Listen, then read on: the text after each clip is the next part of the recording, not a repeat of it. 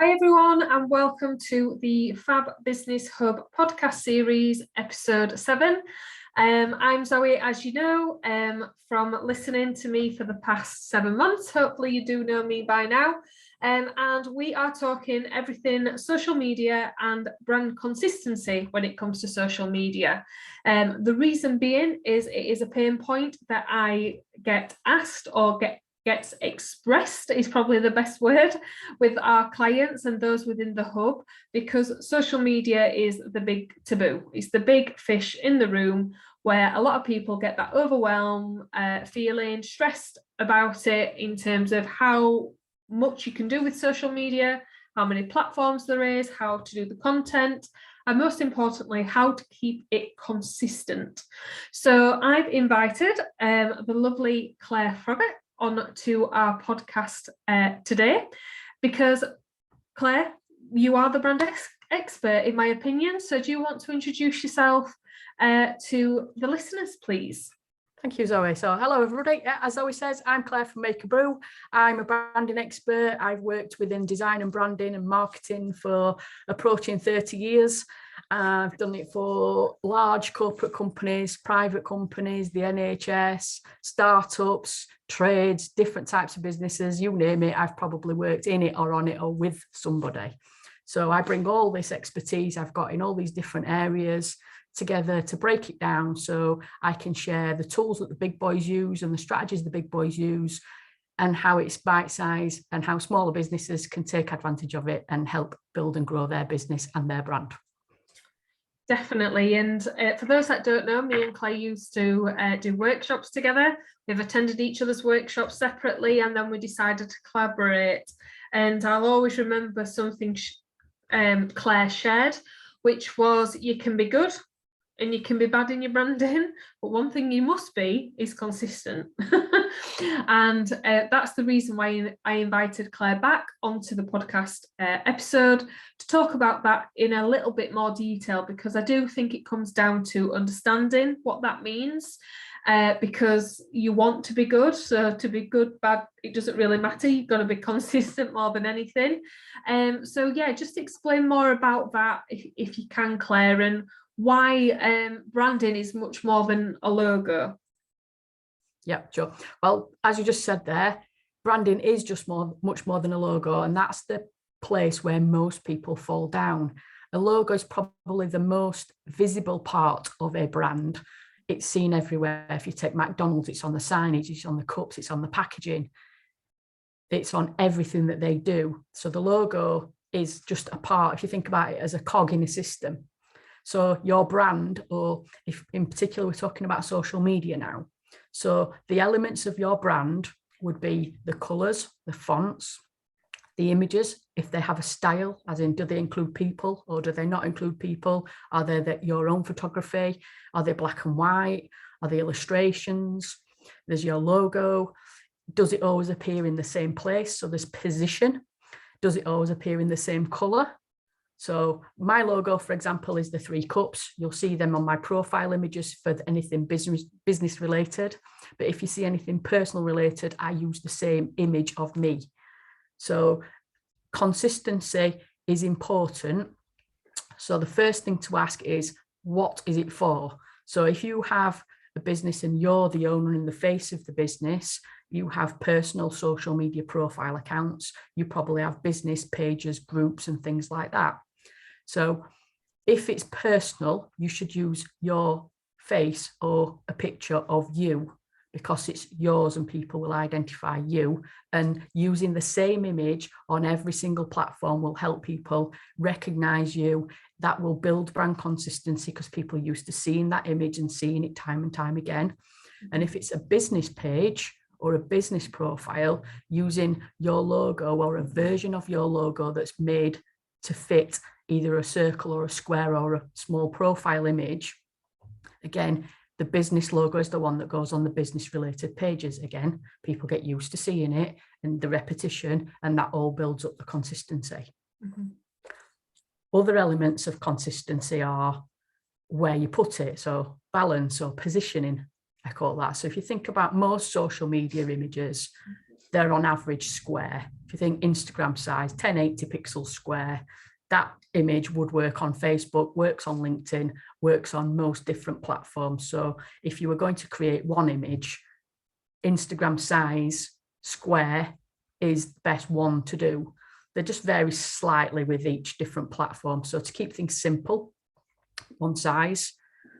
If you use a platform like Canva, it's great for creating social media content and other content, and you can set yourself some templates up. So you know your logo is always going to be in the same place on every post. Or do your rules of the game say that you can move that logo? Is it going to be in opposite corners? Is it going to be diagonal? Is it going to be in a different place? Is it always going to sit on one of my clients, their logo's got lots of different colours in it. So they always put a white strip at the bottom of every post they make. So the logo always sits on white, no matter what the image is that's above it. Mm-hmm. So if your logo is very colourful like that, think about how you could put it in a shape. Mm-hmm. I create a bigger cup image and I sit mine in it. So I don't just put it in a circle so it stands off the background. I put a little handle on it so it replicates the logo that's in it. So there's little things you can do like that, but you must make sure that your logo stands out from the background or the image that it's on. If it blends in and works like camouflage, there's no point in it being there and people won't see it. Yeah, I agree. I had the same conversation with a client who I did a one-to-one strategy session with, and we did some personal branding, put him in touch with a great personal brand photographer in his local area. And the question came about creating content for the website and creating content for the social media. And we touched upon the topic of logo to go on to this image. And the image was a full graphic image, no borders. And I just said, I wouldn't really, because your logo is there with you. It's in the picture. So if you put your logo on top of that picture without framing, it's just going to blend in. So you do have to kind of ask yourselves them questions, I think, when you're doing it yourself, in terms of, does this best represent me? Am I capturing people's attention as it should be, rather than, for example, somebody who may do branding that you may want to work with in the future, confusing them because they're going to pick that out, aren't they? So it's just by asking yourself that question, I believe, first, does this look okay, and is it the right brand positioning? Yeah, is it clear? Mm-hmm. Can somebody, let's say you always try and work to the lowest common denominator. So if you're talking anything visual, if somebody was partially sighted or they might have visual impairment, is there enough difference between the logo and the image or the background that it's on? Do the colours stand out? Is it clear? Can it be picked out from a crowd, so to speak? Mm-hmm. So if you can work towards the lowest common denominator, then everybody else is going to be all right. Mm-hmm. Now, the other aspects of your branding are also the words that you use or how you speak, because we all speak differently. We all have our own little pet words, depending on the line of business you're in. Mm-hmm. You might have a more relaxed type of vocabulary in the words that you use compared to somebody that's maybe in professional services like legal or accounting. They naturally use more technical terminology. So in their social media posts, they maintain that consistency. It's how would you speak? Again, if you're an owner-managed business, it's a lot easier if you have one tone of voice. So the way that I speak, for example, on this podcast, or if you've seen any of my videos, I do a weekly vlog. It's posted on all my social media channels. Mm-hmm. I speak in the same tone of voice. Mm-hmm. I talk with my hands. If you've seen the video now, you'll see I look like I'm doing sign language, because that is part of me. But if you see me in person, if you meet me at an event or we have a meeting or something like that, there is no difference. I use the same language. I get the same excitement when I'm talking about ideas or what your business ideas or what you're going to do, because I'm passionate about business and helping people. And then when I write, whether it be something that I've written myself, or I quite often speak to text to get things written because I'm not very good at typing, but I also have a copywriter that writes in my tone of voice to create my blogs.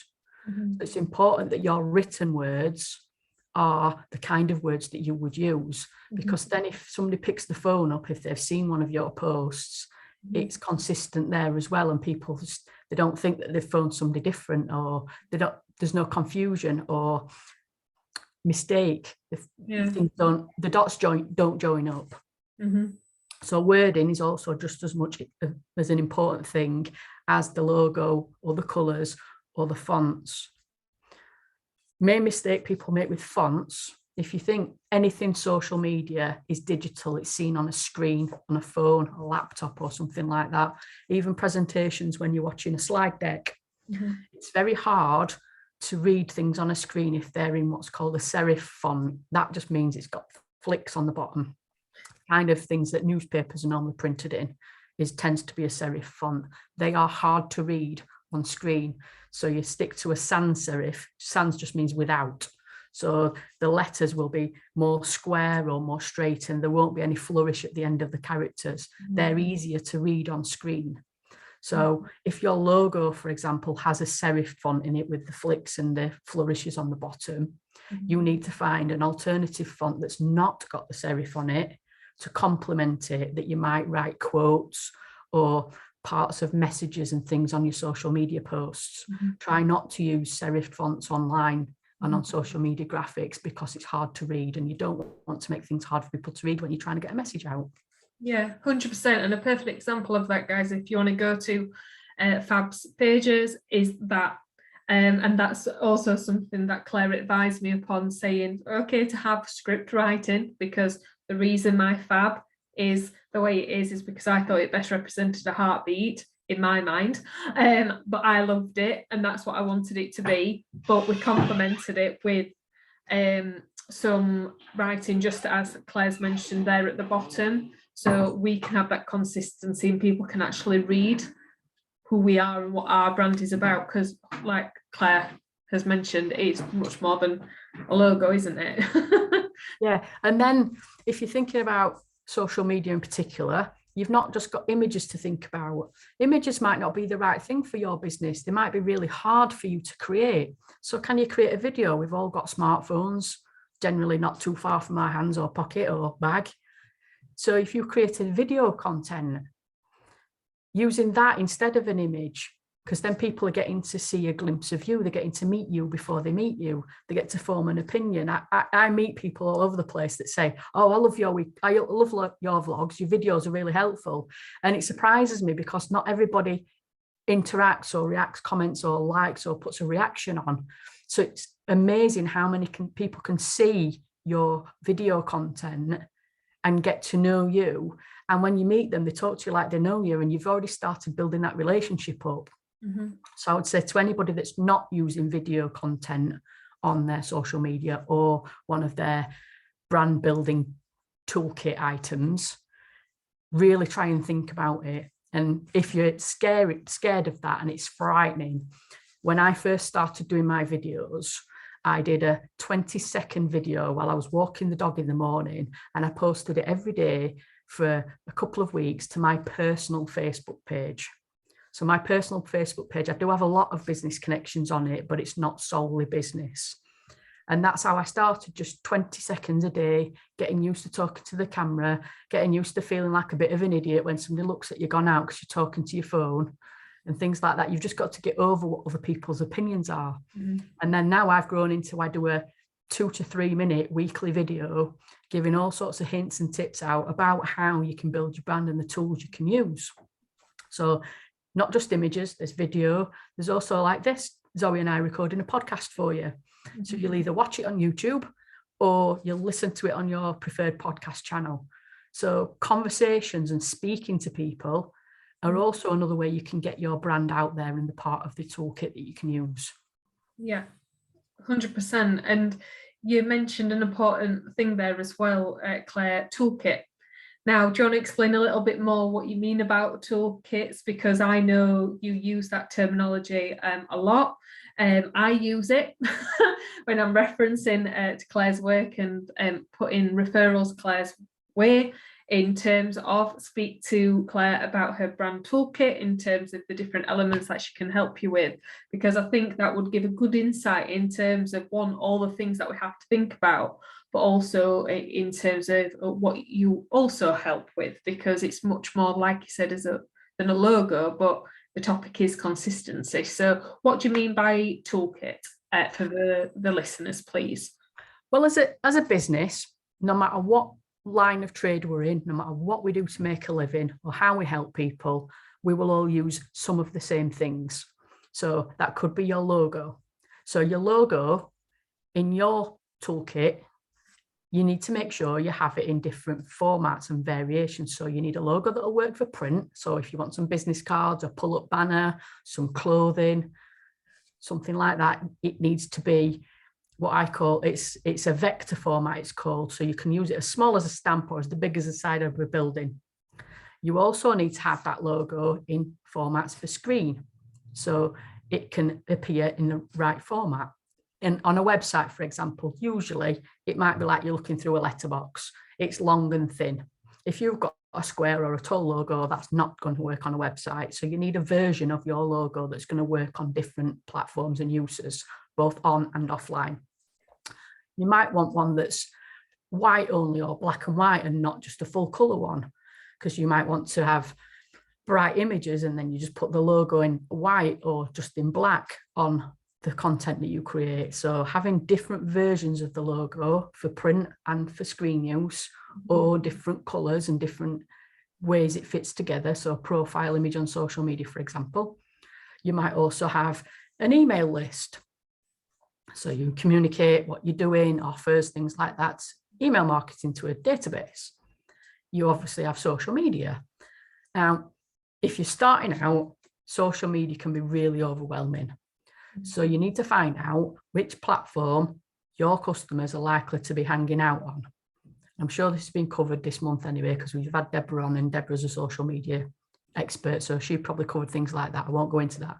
But let's say your customers are on Facebook. Do Facebook, do it consistently, do it well. So if you're going to post every day, that's a lot, seems like a lot, but try for 3 posts a week on one channel. And then if you can share that content to somewhere else, so if they're going to be on Instagram as well. Now, Instagram's very visual. So if you're a writer and you like to put posts out with lots of thought leadership and thoughtful content on it, you need to think how you can make it visual. What picture can you use? What video can you use so that it's appropriate for Instagram? You might also have business cards. You might have a pull-up banner. You might have a PowerPoint deck presentation that tells people about what you do and how you can help them. So all those individual items go in your toolkit. Mm-hmm. So it's your brand building or marketing toolkit, if so to speak, and how you use them depends on what your business does and how you can do it and what you can maintain. Basically, don't start something that you can't carry on, because the consistency and the frequency that you do it in is just as important as how it looks. Yeah, 100%. I refer it as well as a bit of like a library, building up your library of content, so you've got it all there. So when you do need, as Claire mentioned, business cards, pop-up banners, you need to send the right format for print on clothing. You need to send it to your virtual assistant to create your social media content if you're not doing it yourself. It just makes it easier. So if you actually take that terminology of toolkit, library, in terms of your branding, and start building up that library of content, it's like a plumber. A plumber wouldn't go to a job without his tools. And I don't feel like business owners should show up to social media, just as Claire mentioned, without the right toolkit as well, because it has to be done well, and consistency is key. And 100%, yeah, we have touched upon it in terms of a lot of people feel overwhelmed with social media because there's so many platforms and there's so much you can do with it. But you have to ask yourself that question first: which one is my audience on? And also, which one can I keep at? Because that's what consistency is. Like I referred to Claire saying in the masterclass before, can be good, you can be bad, but if you're above anything, if you're not consistent, they won't remember you either way, because that's what consistency is, in considering all of these elements. So I think brand consistency is literally linked with social media, because I think without it, we're not creating the right impression for our brand and for our business and for our potential audience, whether that be those that we work with in terms of our network to build up that know, like and trust, or whether that be to actually engage and start with the know, like and trust with our prospective customers, and inviting them in to know more. So for example, with Claire, I know she has a community group with Let's Build Your Brand, and everybody gets invited to that community group consistently.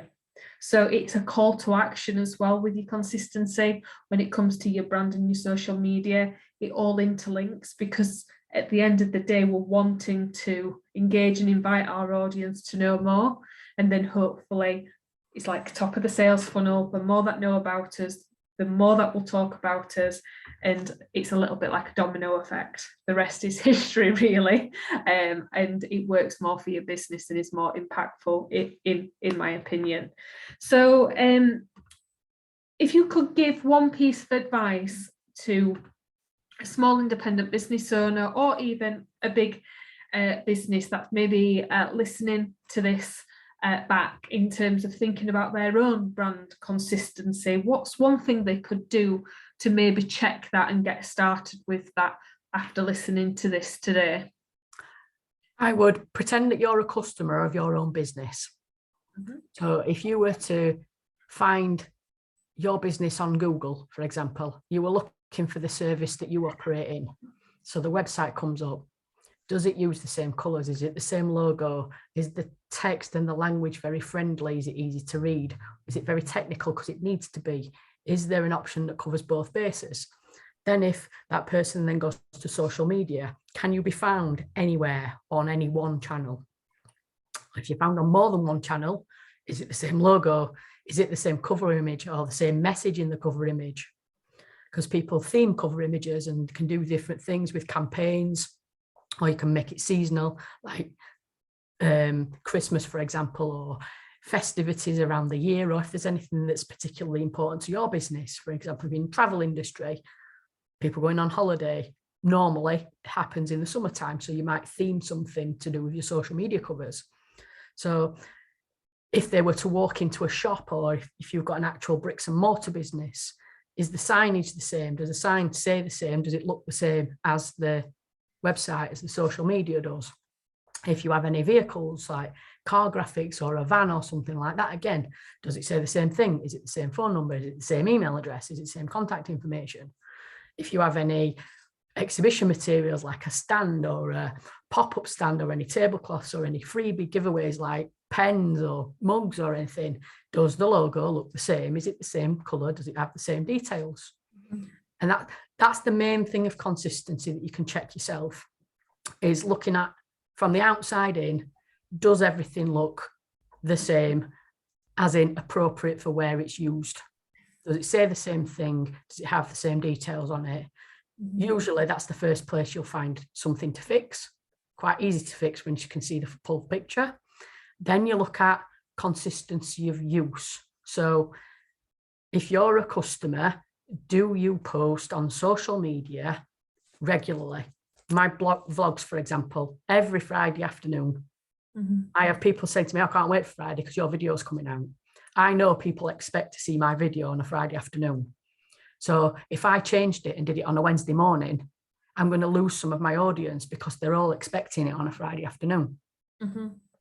So the timing and the frequency of what you do. So you might put a post out every Monday. It's always fantastic at doing this with her social media channels and the group content. Certain things go on certain days and it always happens. She's developed a routine and a pattern. So the message changes and the theme changes within the messaging, but it still goes out on the same day at the same time. Mm-hmm. Yeah, 100%. And I think that's a great top tip. It's kind of making sure your audience know they've turned up to the right place. because that is what social media is. Social media for me is an extension of your offering. It's an extension of your digital offering. It's an extension of your services, and it's an extension of your business. And it's 100% one things you can do is open your website, open your social media channels, open up some call to actions and ask yourself, do they match? Are they consistency? Are people turning up to the right place, or are they turning up and thinking, is this Make a Brew, or is this Fab, or is I'm going to come off and double check? You don't want them to do that. You want them to turn up, and you want them to say, I'm at the right place. Where do I go next? Yep. Always think of your digital aspect as the 3-click rule. It's the same with social media. If they're coming onto your platform for a reason, because you have directed them to that platform, make sure that they stay on it and do what you want them to do, because it's consistent and they know that they're at the right place, that they've showed up to the right shop. As Claire mentioned, just shown up to the right shop front, because that is what the digital aspect is. It's your digital shop front. So I thank you very much for coming back as our podcast speaker to talk about this, because honestly it gets asked, guys, I would say probably every other day at the minute in terms of how do I overcome the overwhelm of social media, and how do I remain consistent. So 100% take everything that Claire has said over the past 20-25 minutes, because it really does help you in your business. So Claire, if someone is listening to this and thinking, right, oh my God, I think I need Claire's help, I'm just going to go straight to Claire because she's got a wealth of knowledge. Is there any offers on at the moment, or how best would they get in contact with you just to learn more first and foremost? Free stuff, Facebook group, Let's Build Your Brand. I give lots of information and advice out on there. Come and join the group, be as interactive as you like, or just lurk in the background and pick up all the free hints and tips. So that's a growing group, and that's what that's there for, to help people on the low level. If you're interested in the vlogs that I've mentioned that I publish every Friday, there's a back catalogue of all of those on YouTube. So just check out YouTube, Make a Brew. You'll find lots of different bite-sized bits of information that might help you about what you're looking at the moment, how to think about it, how to approach it. If you've got a specific problem that you need some expert help with, or you think I can help you, book a brew. Let's have a chat. If you want something where you're going to get an action plan and you're going to get some accountability, and it's a win-win money back guarantee, book a brand boom session with me, and I guarantee I will come up with a strategy, a plan, or some ideas that will help you grow your business. Amazing. So how would they find out about the boom session? Do they just go to the website? Is that makeabrew.co.uk brand boom. Amazing. So guys, do check that out. Again, I'm in the free offer because we support each other within our communities. I have watched the vlogs again, so 100% value there. And also we've had the brand sessions as we work collaboratively together, and I've seen the value from those within the hub, those that are actual members and that they've already received that value. So if you're in doubt, don't be. Speak to the experts. That's what the experts are there for, to help you. That's why we invite them along, because they know about the topic better than anybody. And I honestly do feel, guys, that branding is the one element that we should outsource, because we're not an expert of everything. And yes, when we are startups, that's sometimes really difficult to do, and sometimes you just need to get started, but do review it and do invest in it, because that's where you're going to build your relationship with your customers, because it's what they invest in and what they see. So branding is just one thing that I always say to everybody: go and seek advice and get expert opinion before you make them decisions in your business, because it can be more costly to fix something than it can be to start on the right foot. So I hope you've enjoyed the 7th episode of Fab Business Hub podcast series. As Claire mentioned, this is something that I run month by month. There is set key value points for our members, such as podcast episodes, such as webinars, such as live, such as Q&As, and such as relationship builder sessions through networking. So if you are interested about that, just literally go through to my website, www.eventsbyfab.co.uk, fab-business-hub, and you'll get all the information there. Sounds a little bit of a mouthful. Easiest thing you can do, though, is to search me, Zoe Wadsworth, and drop me a message and I can tell you more. But thank you very much, Claire. Pop along to Make a Brew and she'll have a brew with you and help you that much more. And that's a wrap, guys. So thank you very much for listening, and we will see you next month for episode 8. Thanks, Claire. See you soon. Thanks, Zoe. Bye.